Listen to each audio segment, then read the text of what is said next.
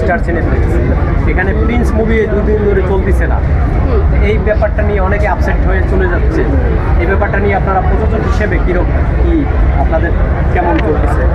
এটা তো হচ্ছে সবাই ট্রাই করছে এখানে আনার মুভিটা, কারণ এখানে কিছু লোড নিতে ঝামেলা হচ্ছে এরকম টাইপের কিছু আমি শুনেছি, বাট আমি শিওর না, কিন্তু ইনশাল্লাহ কালকে অথবা আজকের মধ্যে চলে আসবে।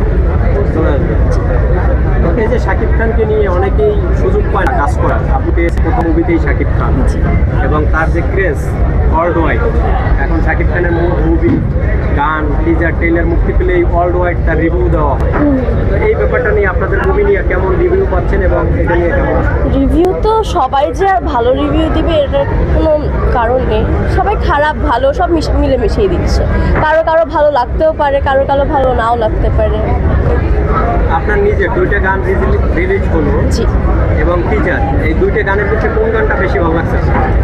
আমার তো জ্বালাটাই বেশি ভালো লেগেছে। জ্বালা, হ্যাঁ, রুনা লায়লা, জি। ওইটা বেশি ভালো লাগছে। ওটা শুটিংয়ের সময় ছিল না ওখানে? না, শুটিংয়ের সময় আমি বাংলাদেশে চলে এসেছিলাম। আর রোমান্টিক যে গানটা শুটিং হলো ওইটার সময় ছিলেন না? ওটা না, ওটার সময়